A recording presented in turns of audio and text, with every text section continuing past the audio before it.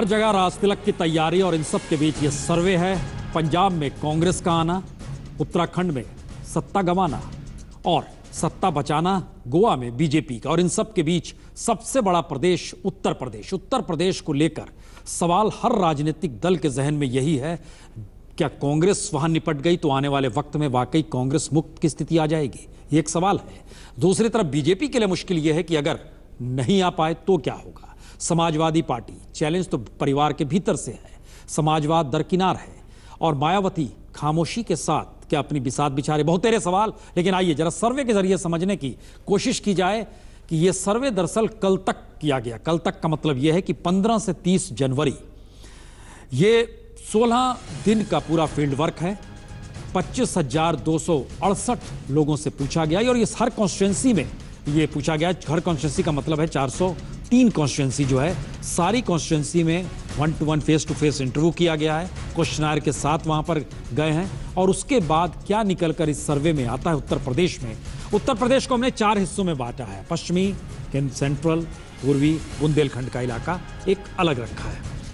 इन 4 प्रदेशों के लिहाज से शुरुआत करते हैं वेस्टर्न यूपी, पश्चिमी उत्तर प्रदेश, जहां सबसे पहले 11 तारीख को वोटिंग भी होनी है, 11 फरवरी को ही। वहां पर स्थिति यह है कि बीजेपी 34%, समाजवादी पार्टी और कांग्रेस 35%, बीएसपी 19%, अदर 12%।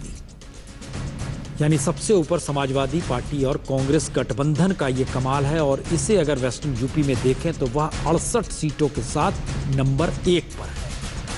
ये एक बड़ी बात है। और दूसरे नंबर पर बीजेपी है 53। हम ये बता दें कि मुजफ्फरनगर आपके जहन में आएगा, कैराना जहन में आएगा, वह बागपत का इलाका आपके जहन में आएगा, चरण सिंह की ज़मीन, अजीत सिंह का, उसके बाद विरासत संभालने, सारी चीज़ें आपके जहन में आएंगी। तो ये उस इलाके का जिक्र हम कर रहे हैं जहां पर समाजवादी पार्टी और कांग्रेस गठबंधन 68 सीट ले जा रहा है।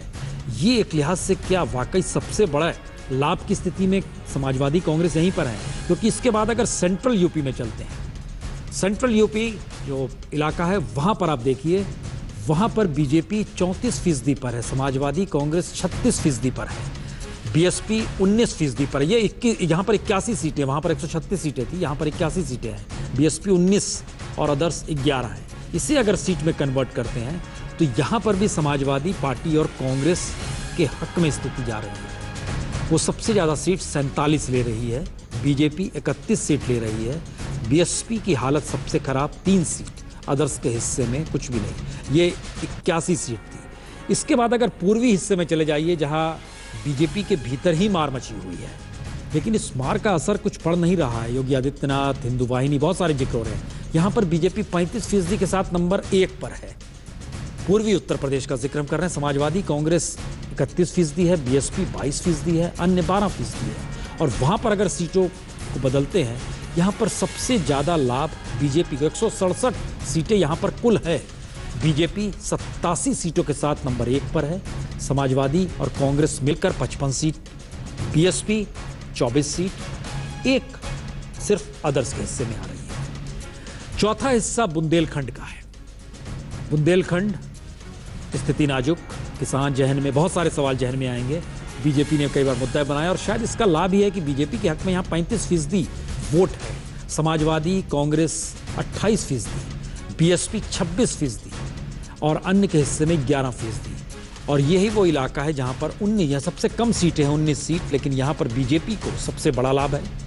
उसके हिस्से में 35% वोट कन्वर्ट होते हैं 12 सीटों के साथ, समाजवादी कांग्रेस 4 सीटों के साथ, बीएसपी 3 सीटों के साथ और अन्य जो है 0 सीटों के साथ। अब इन 4 इलाकों को जो अलग अलग जगहों पर आपने देखा, जहां पर सबसे ज़्यादा पूर्वी यूपी में सीटें थी, अब आप इन्हें मिलाते हैं। हमारी इन्हें जरा मिलाकर हम परखते हैं कि अगर सारी सीटें 403 सीटों को मिला दिया जाए, इन 403 सीटों पर क्या स्थिति बनती है। खास तौर से 403 सीटों पर क्या वाकई बहुमत के साथ कोई आ रहा है या हंग असेंबली हो रही है? क्योंकि उत्तर प्रदेश में मुकाबला देखिए किस रूप में है, ये अब नजर आ रहा है। बीजेपी के हक में 35% वोट सबसे ज़्यादा हैं, ये तकरीबन 34.8 था। समाजवादी पार्टी और कांग्रेस, ये हमने 33% लिखा, ये 33.2 तक था। बीएसपी इसके बाद आती है जो कि 20% है, 20.1% था। अदर्स 12%, ये 11.9% था, हमने राउंड फिगर में लिया है। लेकिन 403 का मतलब बहुत साफ है कि 202 सीटें होनी चाहिए बहुमत के लिए, जो जादुई आंकड़ा है। लेकिन जब इसे आप बदलेंगे सीटों में तो क्या स्थिति बनती है, ये देखिए। बीजेपी सबसे ज्यादा बड़ी लार्जेस्ट पार्टी के तौर पर 178 से 188 बहुमत से दूर है। समाजवादी कांग्रेस 169 से 179 बहुमत से दूर है, और बीएसपी बहुत कम है 39 से 45। लेकिन ये दोनों टक्कर ही दिखला रही है कि ये एक हंग असेंबली की दिशा में बढ़ती हुई स्थिति है जो यूपी में नजर आ रही है। शशि शेखर जी बताइए, हंग असेंबली सर्वे दिखा रहा है। आपका ये सर्वे मुझे वेस्टर्न यूपी और ईस्टर्न यूपी में थोड़ा चौंकाता है जी, लेकिन मैं इसको सही मानकर चल रहा हूँ जी, और इससे 2-3 फलितार्थ निकाल रहा हूँ। पहला ये कि ये संभव ये होने जा रहा है, आप देखिएगा कि या तो भाजपा थोड़ी और स्ट्रांग होगी या फिर दूसरा गठबंधन और स्ट्रांग होगा, लेकिन एक पार्टी, एक गठबंधन या एक पार्टी सरकार बनाएगी जी। ये होने जा रहा है, क्योंकि पहले चरण के चुनाव के बाद उत्तर प्रदेश पे हवाएं हमेशा बदल जाती हैं। आप पिछले इलेक्शन को देखिए, ईस्टर्न यूपी में इलेक्शन था और ईस्टर्न यूपी में तब भी इसी तरीके की फाइट्स थी, लेकिन अचानक ये हुआ कि मुलायम सिंह जीत रहे हैं और उसका असर पड़ता चला गया। आप कह रहे हैं कि चरण दर चरण हवा का रुख बदले, हवा का रुख एक तरफ की ओर स्ट्रांग होता जाए, यानी हंग असेंबली आपके हिसाब से नहीं आएगी? मुझे नहीं लगता है। संजय जी? मैं एकदम सहमत हूं कि ये हंग असेंबली नहीं होगी, एकदम निर्णायक बहुमत आएगा और जिसको बहुमत मिलेगा उसको बहुत अच्छा आंकड़ा मिलेगा। यानी जीतने वाले गठबंधन या पार्टी को 225 के आसपास आप देख सकते हैं इस ट्रेंड के मुताबिक। हंग मैं कहीं से नहीं देख पा रहे, क्योंकि यूपी का चुनाव ही सबसे ज्यादा वोटरों के दिमाग में पोलराइज्ड चुनाव है। प्लेयर दिखने को 3 दिख रहे हों, 3.5 दिख रहे हों, लेकिन जिस प्रकार के मुद्दे सामने हैं, जो विमर्श सामने रखा गया है, उसको देखते हुए आप मान के चलें कि वोटर बिल्कुल एक तरफा फैसला लेने जा रहा है। क्या उर्मिलेश जी? मैं बिल्कुल सहमत हूँ। बहुमत की सरकार आएगी, जिसकी भी आएगी, हंग असेंबली कम से कम वहाँ नहीं होगी। और दूसरी बात कि आपके सर्वे में बसपा को अगर 39 और 45 सीटों के बीच में दिखा रहा है सर्वे, तो बहुत आश्चर्यजनक है कि किसी भाजपा को या सपा प्लस को वो बहुमत नहीं दे रहा है। ये हो ही नहीं सकता। अगर आप बसपा जैसी पार्टी को इतनी कम सीटें अगर सर्वे में आ रही हैं, तो जरूर सपा या भाजपा में से किसी एक को 200 से ऊपर होना चाहिए। ये कहीं ना कहीं फॉल्ट है, कोई ना कोई समस्या है। और ये समस्या इसलिए भी दिख रही है मुझे क्योंकि आपका 25,000 से अधिक का सैंपल सर्वे है, हर कॉन्स्टिट्यूएंसी से आपने कराया है। हर कॉन्स्टिट्यूएंसी का मतलब प्रत्येक कॉन्स्टिट्यूएंसी से सिर्फ 62 लोगों का सर्वे हुआ है, 62। अब एक कॉन्स्टिट्यूएंसी में जहां लाख से ऊपर लोग होते हैं, 2 लाख, 2.5 लाख, 3 लाख, वहां सिर्फ 62 लोगों से आप पूछ रहे हैं कि भाई आपकी क्या राय है। खुदा न खास्ता इन 62 लोगों में अगर 58 लोग, 50 लोग, 55 लोग अर्बन हैं या कस्बाई हैं, तो गांव का क्या होगा? अगर कल्पना कीजिए उसमें अपर कास्ट 70 है। का बड़ा क्लियर मानना है, मैं चावल जानता तो नहीं कैसे हुआ है, मैं नहीं जानता। चावल पका या नहीं एक ही उठाएंगे, पूरा चावल तो उठाएंगे। हम इस पे आते हैं, राजीव राय जी, गठबंधन कांग्रेस के साथ हुआ, लेकिन सर्वे दिखा रहा है कि आप नंबर 2 पर। जी राजीव राय जी, बोला जाए। काफी ठोक बजा के बोल रहे हैं। या कट जा रहा है या कोई तो रहा है, कट गया है ये। नहीं, आवाज आ रही है राजीव जी? तक आपकी आवाज नहीं, हमारी आवाज आ रही है राजीव जी या संजय सिंह जी, हमारी आवाज आ रही है? संजय सिंह जी या राजीव राय, आप दोनों के पास हमारी आवाज आ रही है? संजय सिंह जी, आवाज आ रही है तो बताएं। गठबंधन हो गया। संजय सिंह बोल रहा हूं जी, संजय सिंह जी, गठबंधन हो गया, लेकिन सर्वे नंबर 2 पर इस गठबंधन को ला रहा है। जी। सर्वे जैसा कि अभी हमारे किसी मित्र ने बताया कि 60, 65 लोगों का सैंपल चेकिंग हुई है। मुझे लगता है कि 3.5 लाख के आसपास आज विधानसभाओं में वोटर संख्या है।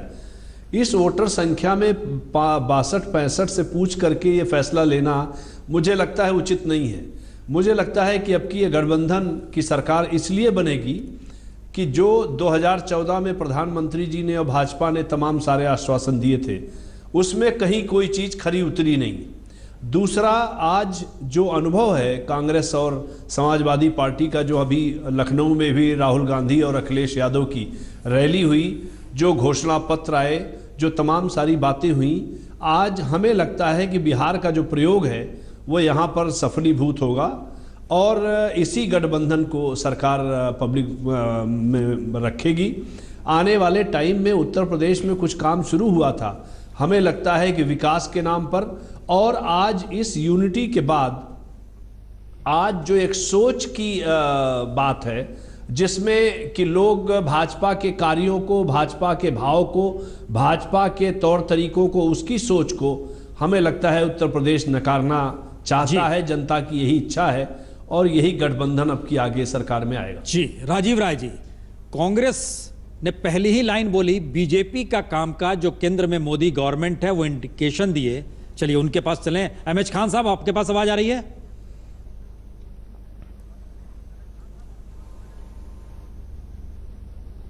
एमएच खान साहब और राजीव राय, आप दोनों के पास आवाज नहीं है। लेकिन सुधांशु त्रिवेदी जी, हंग असेंबली की स्थिति उत्तर प्रदेश में सबसे लार्जेस्ट पार्टी के तौर पर आप उभर के भी आ जाएं तो ऐसे में सरकार किसकी बनेगी?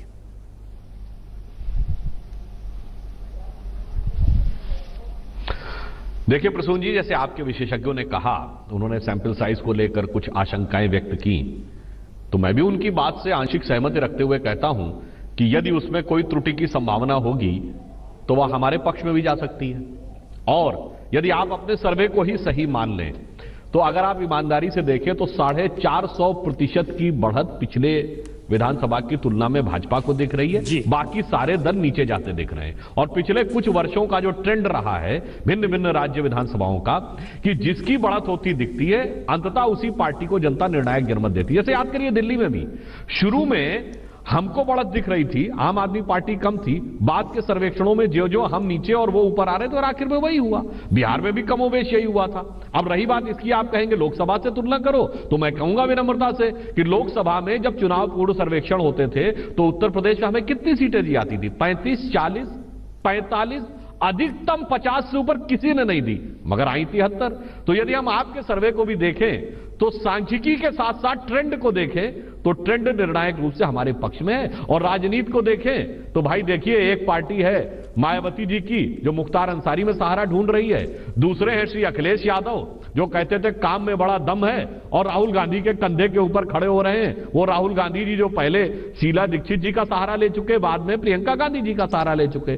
तो मेरे विचार से उत्तर प्रदेश की जनता ने अपना मन बना लिया है। यदि वास्तविक परिवर्तन होना है तो इन तीनों पार्टियों से मुक्ति की आवश्यकता है। तो यानी भाजपा के पक्ष में जाएगा। आपकी पार्टी में स्वामी प्रसाद मौर्य आए, माने आपकी पार्टी में भी लोग ऐसे ही आए ना, आपने भी टिकट दिया है ना, ऐसा थोड़ा ही है। बीजेपी में भी तो बाहर के लोग आए ना दूसरे राजनीतिक दलों से, तो आपने उन्हें भी टिकट दिया नहीं, ना। आप स्वामी प्रसाद मौर्य की तुलना मुख्तार अंसारी से नहीं कर सकते ना। नहीं, ऐसे में तो हम आपके बार बार कहते हैं कि आपके प्रदेश अध्यक्ष की भी तुलना हम किसी से नहीं कर सकते हैं। ये तो अपराध का मसला आएगा तो फिर वो कानूनन हम लोग को देखना होगा कि किसके खिलाफ कितनी चार्जशीट है। क्या हम उसमें नहीं आ रहे हैं। तो प्रदेश अध्यक्ष जी पर जो भी आरोप हैं, हाँ, वो एक राजनीति वाला भी पक्ष है, बाकी तो भ्रष्टाचार के आरोपों में यही बात मुख्तार अंसारी के बारे में मायावती कह रही थी जिस दिन शामिल करते हुए टिकट दे रही थी, यही जिक्र कर रही थी। हमें पार्टी, अच्छा हम इस पे जरा आते हैं क्योंकि हम लोगों ने जो कास्ट वाइज भी क्राइम नहीं है वो नहीं, अरे जो तेज बोल दे वो क्राइम नहीं है, मुश्किल ये है। लेकिन राजीव राय जी, सर्वे बता रहा है कि कांग्रेस के साथ आना, साइकिल मिल जाना, बावजूद इसके अगर आप लोग दूसरे नंबर पर हैं और कांग्रेस कहती है कि उसके जहन में बीजेपी का खराब काम है और अखिलेश घूम के बता रहे हैं कि हमारा विकास देखिए, ये अंतर्विरोध ही तो नहीं है कहीं जो स्थिति एक नाजुक पैदा कर रहा है? वाजपेयी साहब 2012 का चुनाव याद करिए जी। आप तब जिस चैनल में थे उस चैनल में और जिस चैनल में आज बैठा था, सबसे ज़्यादा मैं आप लोगों के सामने उपलब्ध था समाजवादी पार्टी की तरफ से। तब भी कमोबेश कुछ ऐसी ही बातें शुरुआत हुई थी। एक बुनियादी फ़र्क है इस सर्वे में। आपने बताया कि 15 से 30 तारीख तक ये सर्वे हुआ है और हमारे पैनलिस्ट ने बताया कि पहले चरण में जिसका झुकाव बढ़ जाता है उसकी हवा बढ़ जाती है। दोनों बातें हमारे पक्ष में हैं। 15 से 30 तक हुआ है तो कांग्रेस के साथ जो हमारा गठबंधन हुआ है जिसमें वोटों का बिखराव रुका है, वो उस सर्वे में 95% नहीं आया है, क्योंकि जब हमारा गठबंधन हो गया उसके बाद हार्डली आपके पास 1 या 2 दिन है। अगर इस गठबंधन से 2%, 3%, 1% भी वोट बढ़ जाए तो आप कल्पना करिए कि सीटों की संख्या कितनी बढ़ जाएगी। और पहले चरण से अगर हम जीत रहे हैं तो पूर्वी उत्तर प्रदेश तक आते आते क्या हवा हो जाएगी, आप ही के विश्लेषण में आपका जवाब छुपा हुआ है। हम ये खाली समझना चाह रहे हैं कि आप अपने काम पे लड़ रहे हैं या कांग्रेस के मोदी विरोध पर लड़ रहे हैं। हम देखिए, मुख्यमंत्री जी ने कहा था पहले भी और आपसे भी कहा था कि अपने दम पर पूर्ण बहुमत के साथ सरकार बनाने में हम सक्षम हैं, लेकिन उससे बड़ा मसला ये है कि जो जुमलेबाजों की पार्टी है, जो दूसरों को चरित्र और क्रिमिनल और करप्शन की बात करती है, वो जो ऐसी पार्टी है जो मतलब अगर हिंदुस्तान के इतिहास में, आपसे तो बहुत सीनियर हिंदी पत्रकारिता में कम लोग होंगे, हिंदुस्तान के इतिहास में किसी और राजनीतिक पार्टी का राष्ट्रीय अध्यक्ष किसी भी कार्यकाल के लिए किसी भी वजह से ताड़ेपार कभी नहीं हुआ था। प्रदेश अध्यक्ष के ऊपर इतने कभी आपराधिक मुकदमे नहीं थे। करप्शन की बात ये करते हैं, पहली बार किसी राष्ट्रीय अध्यक्ष को कैमरे पर पैसा लेते हुए दिखाया। बड़ा मुश्किल, आप इसी दिशा में बहस को ले जाना चाह रहे हैं कि हम बताएं कि भाई अखिलेश के मंत्रिमंडल में 27 मंत्रियों पर दाग थे, क्रिमिनल चार्जेस लगे हुए थे। अब हम कह रहे हैं आप उस स्थिति में हर कोई दागदार है, हम तो एक ही है ना पॉलिटिकल पार्टीज के लिए। मुश्किल ये हो रही है। बिल्कुल आप सही कर रहे हैं, बिल्कुल सही बात कर रहे हैं। हम सिर्फ इतना करना चाहते हैं कि इन्हीं बातों को लेकर हम जनता के बीच में इनको आईना दिखाएंगे तो जनता समझ जाएगी जो पहले चरण में हवा बनेगी वो, और जो हमारे गठबंधन के बाद मैंने बताया 2%, 3% मिनिमम आप मान के चलिए, और आप खुद ही गणित लगा लीजिए। कल्पना एक बात बताइए राजीव राय जी, और फिर उसी मंत्री को बोलते हैं इसको आप वोट भी दीजिएगा, मंच पर खड़ा होके प्रजापति का ही जिक्र कर रहे हैं हम। बड़ा मुश्किल नैतिक बल चाहिए इसके लिए ना, जिसका नैतिक बल तो माननीय मुख्यमंत्री ने दिखा दिया है। जिन मुद्दों को लेकर लड़ाई पार्टी के भीतर लड़े, अपनों से लड़े, उन सबको बाहर कर दिए। ठीक है ना, नैतिक बल दिखा दिया। अब मेरे ख्याल से जो 4-4.5 साल तक ये बोला जाता था 5 साल के 3 मुख्यमंत्री है, 4 मुख्यमंत्री है, 4.5 मुख्यमंत्री है, उन सवालों पर हमेशा के लिए पटाक्षेप कर दिया है।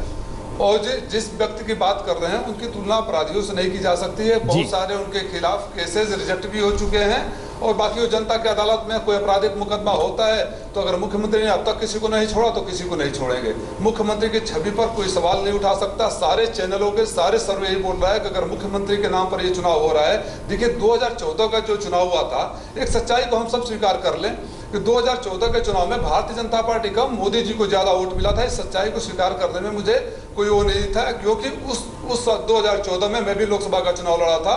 2014 में मोदी जी के बराबरी में कोई उस तरह का उम्मीदवार खड़ा नहीं था। ये एक सच्चाई है, आज स्वीकार कर रहा हूँ। नहीं आप ठीक कह रहे हैं, उस समय लगभग 43% वोट मिले थे अब बीजेपी, लेकिन हम एक मिनट इस पे लौट रहे हैं। अखिलेश जी के बराबरी में कोई खड़ा हम रेफरेंस में जाएं, उस के नाम पर वोट मिलेगा तो राजीव राय जी रेफरेंस में जाएं। खान साहब एक कमेंट जरूर यहां पर आपसे चाहेंगे। यह पहली बार लग रहा है कि बीएसपी का अपना राजनीतिक आधार जो है वो गायब हो गया इस सर्वे के मुताबिक। जी, मैं ये सर्वे जो आपका है, ये सर्वे अभी बहुत जल्दी कहना होगा, बहुत जल्दी बात ये हो जाएगी। अभी तो चुनाव में लोग पर्चा वापसी कर रहे हैं, पर्चा दाखिल कर रहे हैं। चुनाव अभी आने दीजिए। हमारा बेस वोट जो है वो कहीं खिसका नहीं है। हमारे लॉ एंड ऑर्डर को लोगों ने देखा है, हमारे काम को लोगों ने देखा है। अब जो 2012 में चुनाव हुआ था उसमें भी हम 80 सीटें हमारी आई थी, और 200 से 225 सीटें जो 500 से 5000 तक हारी थी, और हमको 26% वोट मिला था। हम उस आधार को कैसे भुला देंगे? आप ये मेरे नहीं समझ में आ रहा है, ये कौन से लोग हैं, कौन सा सर्वे कर रहे हैं कि कितने लोगों में गए कि ये दलित समाज से पूछा, कि ब्राह्मण समाज से पूछा, कि ठाकुर समाज से पूछा, कि मुस्लिम समाज से पूछा, किससे पूछ के ये निर्णय ले लिया है? अगर ऐसा ही निर्णय है तो मेरी राय तो यही है कि ये एनालिसिस जो कर रहे हैं इनसे कह दीजिए कि राज्यसभा राज्यपाल के वहां चले जाए और मुख्यमंत्री का दिलवा दे किसी को। क्या जरूरत है सब करने की? अब बहुत जल्दी है ये। और देखिएगा, मैं बता रहा हूँ आपको कि बहुजन समाज पार्टी पूर्ण बहुमत के साथ आ रही है। बहल कुमारी मायावती जी मुख्यमंत्री बनने जा रही है। ये इसमें कहीं दो राय नहीं है। नहीं ठीक है, मतलब हम ये कुछ भी बोले, लेकिन ये अगल बगल समाजवादी पार्टी और बीएसपी वालों को बैठा देखकर मुझे कुछ अजीब सी फीलिंग हो रही है। नहीं वो स्टूडियो का मसला है, आप ऐसा मत ये आज तक इन लोगों का मिलन करवा रहा है। अरे नहीं आज तक सरकार बनवा सके ना बनवा सके, लेकिन मिलन करवाए दे रहा है। ये कॉम्बिनेशन मारक कॉम्बिनेशन है वैसे, समाजवादी पार्टी और बीएसपी एक हो जाए इसके बाद तो सवाल ही नहीं है। महागठबंधन और राष्ट्रीय राजनीतिक पार्टियों का अभी वाला मिनी गठबंधन। उत्तर प्रदेश की बिसात में हंग असेंबली की स्थिति बन रही है जो सर्वे के मुताबिक है। कोई भी राजनीतिक दल जादुई आंकड़े को पार नहीं कर पा रहा है, 202 का जो आंकड़ा है। और ऐसे में सबसे बड़े राजनीतिक दल के तौर पर बीजेपी है, दूसरे नंबर पर समाजवादी पार्टी और कांग्रेस गठबंधन है, तीसरे नंबर पर बहुत ही खराब स्थिति में 2012 की तुलना में करें तो बीएसपी आधे की स्थिति में आ रही है जो इस सर्वे के मुताबिक है। लेकिन इन सब के बीच एक उत्तर प्रदेश का सवाल है कि यहाँ जातिगत आधार पे वोटिंग होती है। हालांकि सुप्रीम कोर्ट ने कहा है, लेकिन उसके बावजूद भी आधार राजनीतिक दल भी, आपकी स्क्रीन पर जो इस वक्त मौजूदा वक्त में है, ये आप समझिए कि जो ऊंची जाति के वोट हैं, जो मुस्लिम है, जो ओबीसी है, यादव है, शुल्का, शुल्क ट्राइब है, ये 5 सेक्शन हमने बना रखे हैं। किसके हक में कितने फीसदी वोट जाएंगे? बीजेपी के हक में जो सवर्ण वोट है, जिसे अपर कास्ट का वोट हम कहते हैं, वो सबसे ज़्यादा 68% है। समाजवादी और कांग्रेस के पक्ष में 19% है, बीएसपी के पक्ष में 3% है, अन्य 10 है। एक हिस्सा है, बड़ा माना जा रहा है कि मुस्लिम वोट बैंक जिस दिशा में जाएगा वो निर्धारित हो जाएगा। तो ये समाजवादी पार्टी और कांग्रेस के हक में 74% मुस्लिम वोट में जा रहा है। एक लिहाज से एक तरफा है स्थिति की, शायद इसलिए उनको लाभ उतना मिलना चाहिए जिस बात का जिक्र लगातार हो रहा है। ओबीसी वोट बीजेपी के हक में है, 56% सबसे ऊपर में है। यादव एक बड़ा चंक है, जाहिर है समाजवादी पार्टी की मौजूदा स्थिति में माना जाता है कि समाजवाद या समाजवादी परिवार से बड़ा यादव परिवार मान लिया जाता है। 82% वोट समाजवादी पार्टी और कांग्रेस गठबंधन के हक में है। और जो शुल्क ट्राइब है वो बीएसपी के पक्ष में, जो दलित वोट बैंक का जिक्र बार बार होता है, वो 60% होते हुए भी चूंकि एक गठबंधन चाहिए जातियों का, ये एक बड़ा सवाल लगातार उठते रहा है। और इन सवालों के बीच एक सवाल और है कि लगातार कहते हैं युवा वोटर इस बार बहुत मायने रखेगा। तो उत्तर प्रदेश में जो युवा वोटर है, खासतौर से 18 से 35 बरस, जरा हम वो स्क्रीन पर लेके आते हैं, और दूसरी तरफ 36 से 60 बरस, इन दो स्थितियों को जरा समझने की कोशिश कीजिए। 33% वोट 18 से 35, वो युवा तबका जो है बीजेपी और समाजवादी कांग्रेस गठबंधन के बीच बट रहा है, 33-34 इसी हिस्से में है।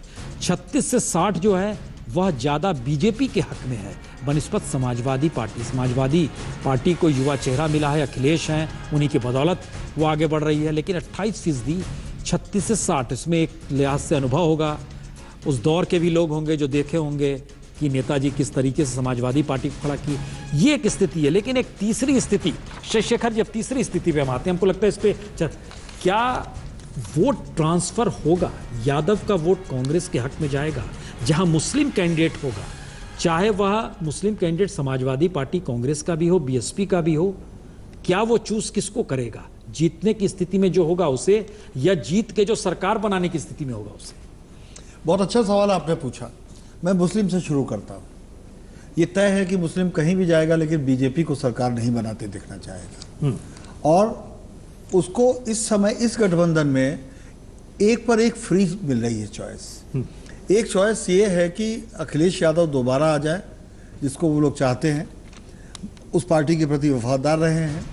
और दूसरी बात यह है कि 2019 के लिए उनको एक उम्मीद बलवती होती हुई दिख रही है कि मोदी जी के खिलाफ राहुल गांधी खड़े हो सकते हैं, और इसमें उनको अपनी अहम भूमिका बनती हुई नजर आ रही है, जो अब तक व्यर्थ चली जाती थी सूबाई ताकतों के साथ रहकर। एक उसके बीच में ये आम फहम उम्मीद जागी है।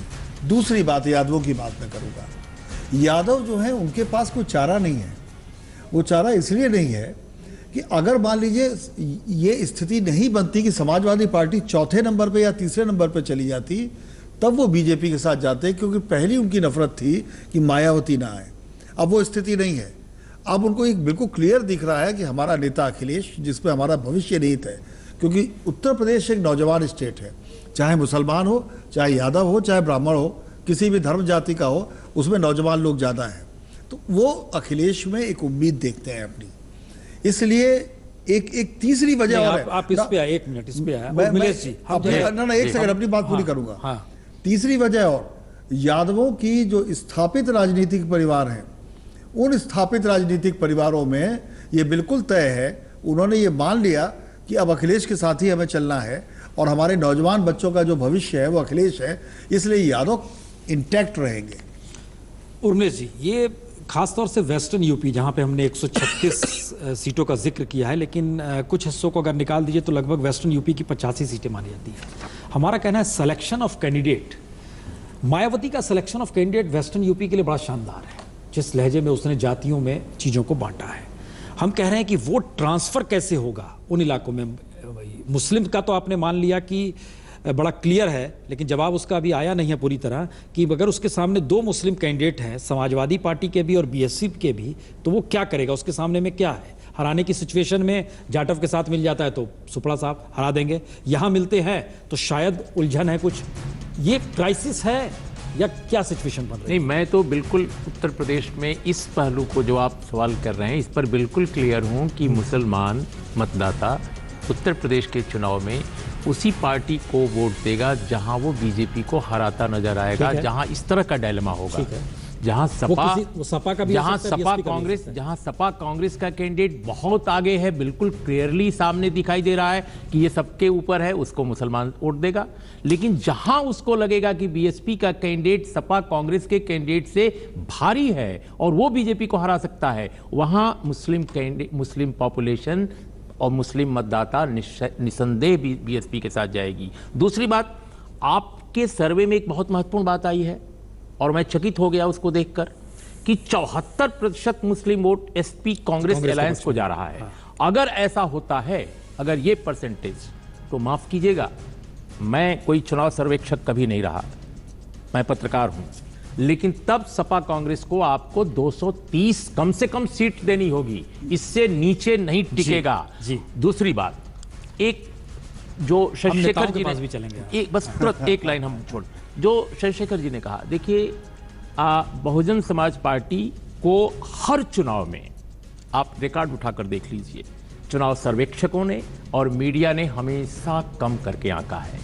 संभवतः इस चुनाव में भी हम कुछ ऐसे ही गलती करते नजर आ रहे हैं। और अंतिम लाइन एक कि सपा कांग्रेस गठबंधन के पक्ष में एक बहुत महत्वपूर्ण बात ये जरूर है कि 2019 की जो महा जो लड़ाई है, महाभारत जो होने वाला है अगला 2019 का, उसके लिए लोग ये समझ रहे हैं कि उत्तर प्रदेश के मैदान में जो ये बनता हुआ अलायंस है, ये शायद 2019 के बाद डिस्कशन करेंगे। आप कुछ कमेंट करना इस पर? मैं इसी में आपके सर्वे का एक अंतर विरोध पाता हूं।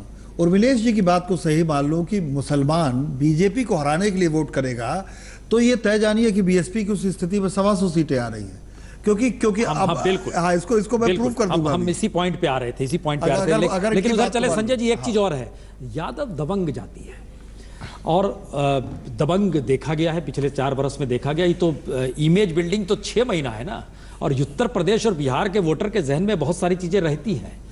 कास्ट ट्रांसफर होगा क्या जो सोचा जा रहा है गठबंधन से? ऐसा बिल्कुल ठीक कह रहे हैं कि हम लोग अखिलेश की एंटी इनकम्बेंसी को पूरी तरह से भुला बैठे हैं और हम कह रहे हैं कि यार इन्होंने कमाल की पॉलिटिक्स की। फिर हम ये भी कह रहे हैं कि स्क्रिप्ट तो लगता है लिखी हुई है, थोड़ा ड्रामा है। ये दोनों बातें रिकंसाइल नहीं होती हैं। लेकिन कई बार ऐसा होता है कि जब पार्टियां गठबंधन महागठबंधन नहीं बना पाती, जहां फेल हो जाती हैं, वहां वोटर महागठबंधन बना लेता है। फिर मैं उसी बात पर आऊंगा कि मोदी जी के सर्जिकल स्ट्राइक और नोटबंदी के कारण ध्रुवीकरण वोटर का, किसको चुनना और किसको नहीं चुनना, इतना शार्प होने जा रहा है कि जो जीतेगा वो कमाल तरीके से जीतेगा।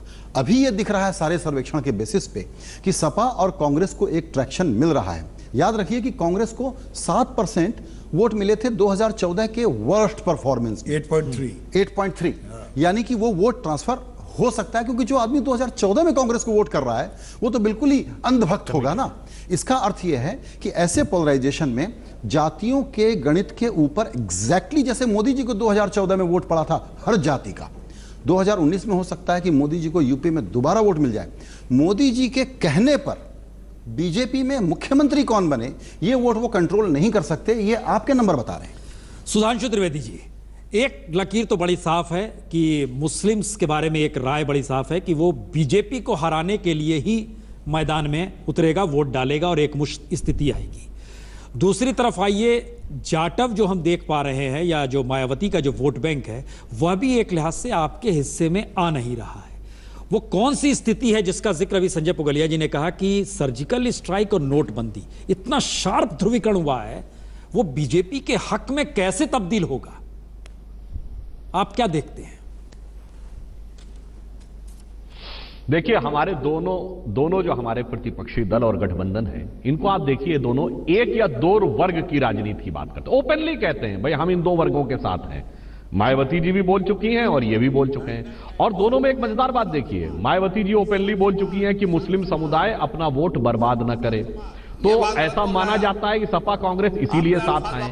तो आपको ऐसा नहीं लगता है कि एक वर्ग या अल्पसंख्यक वोटों के लिए एक ऐसी जवाबी कव्वाली शुरू हो गई है कि तुझ पे कुर्बान मेरी जान, मेरा दिल, मेरा ईमान, सब आके एक हो रहे हैं। मगर अगर आप ईमानदारी से देखें तो सारे वर्गों को साथ में लेके चलने की क्षमता पिछले वर्षों में अगर कभी प्रूव हुई है तो 2014 हो या 1990 का दशक हो, वो सिर्फ भारतीय जनता पार्टी के ही पक्ष में एक बार आए हैं। और एक और पक्ष जो आपके विश्लेषकों ने देखा, उससे आप सोचिए, इनमें से जो ऐसे वर्ग हैं जो जहां पर जीतने की स्थिति में नहीं है, वो केवल किसी को हरवाने की स्थिति में है, उनका मनोविज्ञान वहां किसको हरवाने में अधिक होगा, उत्तर प्रदेश के सामाजिक समीकरणों को भी ध्यान में रखते हुए और ग्रामीण क्षेत्रों के सामाजिक यथार्थ को भी ध्यान में रखते हुए उसको अगर आप विचार करेंगे तो मुझे लगता है ज्यादा बेहतर नजरिए के ऊपर पहुंचेंगे।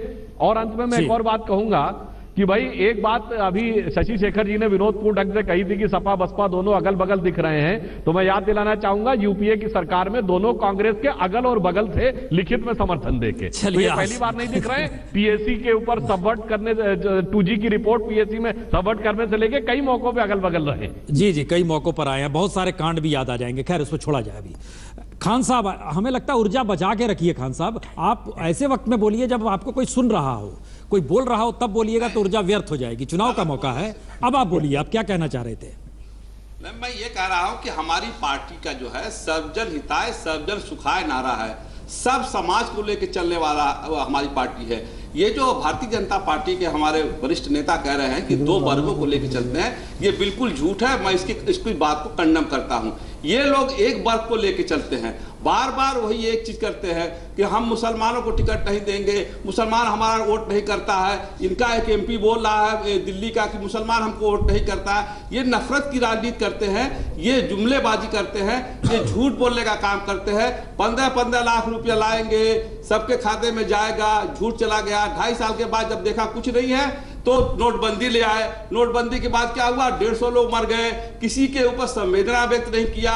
ये संवेदनहीन लोग हैं और ये जो इल्जाम लगा रहे हैं दो वर्ग की, ये गलत है। सर्वजन हिताय सर्वजन सुखाय हमारा नारा है और सबको साथ ले चलने का नारा हमारा है। उनका भी नारा है, सबका साथ सबका विकास। नारों पर ना जाइए, अरे नारों पर ना जाइए। ये बताइए कि आपने इतनी बात जो एक मिनट खान साहब, एक बात बताइए, जो आप बीजेपी के खिलाफ बोल रहे थे, यूपी में चुनाव समाजवादी पार्टी को केंद्र में रखकर हो रहा है या मुस्लिम वोट पाने के लिए बीजेपी को खिलाफ कहने के लिए हो रहा है? नहीं, देखिए, दो चीजें हैं प्रसून जी। देखिए, एक तो यह है कि इस 5 साल के शासनकाल में मुसलमानों ने भी देख लिया, हिंदुओं ने भी देख लिया कि 300 से 400 दंगे हो गए, महिलाएं सुरक्षित नहीं रही, कानून व्यवस्था बिल्कुल ध्वस्त हो गई। आप देखिए, अभी परसों जो है रोड शो कर रहे थे ये माननीय मुख्यमंत्री जी और आपके राहुल जी, ये लोग अपने रथ पर ही ऐसे बैठ गए थे जैसे लग रहा है कोई गोली मार रहा है। ये तो विकास है इनका। तार के ऊपर से जा रहे हैं, SPG वाले तार उठा रहे हैं, जैसे लग रहा है कि अब इनको करंट मार देगा। तो ये तो विकास का इनका मामला है। विकास तो 2.5 साल के बाद ही आएगा, 4 साल तक तो ये लोग अपने पारिवारिक झगड़े फंसे रहे। अब इनको याद आया कांग्रेस वालों को कि हम तो जीरो हैं, कहीं पलप नहीं पाएंगे। समाजवादी पार्टी के मुलायम सिंह ने कह दिया कि हमारा बेटा हमारी सुनता ही नहीं है। जो बेटा अपनी बाप की नहीं सुनता हो वो जनता की क्या सुनेगा साहब। और सीधा सीधा मुलायम सिंह ने कह दिया कि मुसलमानों को अहित की बात करता है ये। और ये भी कह दिया मुलायम सिंह ने कि रामगोपाल यादव 4 बार भारतीय जनता पार्टी के अध्यक्ष से मिल चुके हैं, अकूत संपत्ति जमा किया है, उससे CBI से बचने के लिए ये बार बार भाजपा के इशारे पर काम कर रहा है। लोहिया जी जो थे जिंदगी भर पूरी जिंदगी कांग्रेस के खिलाफ लड़ाई लड़े। लोहिया जी साइकिल पर चलते थे। ये नया समाजवाद आया है जो 10 करोड़ की रस पे चलते हैं। नया समाजवाद आया है जो 9 लाख की साइकिल पर चलते हैं। आप ही के बगल में है राजीव राय, उन्हीं से जवाब ले लेते हैं ना। अरे आप ही के राजीव राय जी बताएं, कटघरा तो बड़ा है। वाजपेयी साहब, आपने दोनों साथियों भारतीय जनता पार्टी और बसपा के साथियों को अगर आप इजाजत दे तो मैं बड़े अदब के साथ शालीनता के साथ आईना दिखा दूं।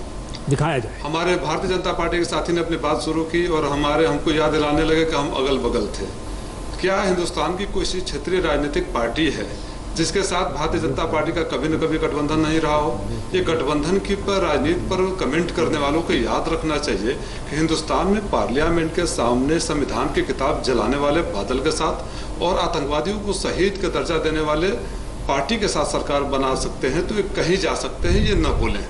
और फिर बात को मैं घुमाऊंगा नहीं क्योंकि जवाब काफ़ी लंबा हो जाएगा। और अब बसपा के साथी को वो मैं पहले भी बोल चुका हूँ, जिन्हें हो गई मोहब्बत पत्थरों से, इंसानों का दर्द क्या जाने, इनको साइकिल दिखाई देता है। अब दौलत की बात मायावती जी के लोग करें, पहली बार किसी सूबे के मुख्यमंत्री आवास में 10-10 नोट गिनने वाली मशीन रखी गई और जहां इंसान मर रहे थे, आप बता रहे हैं बिजली का तार का। मैं दावे के साथ कह सकता हूं, भगवान न करे खान साहब के गांव में रिश्तेदारी में कोई बीमार पड़े, अगर 12 बजे रात को अगर कोई बीमार पड़ जाता है तो इनको समाजवादी एम्बुलेंस का 102 108 याद आएगा। बोले दीजिए खान साहब, 108 याद आएगा। हम इस बहस को आगे ले जाते हैं।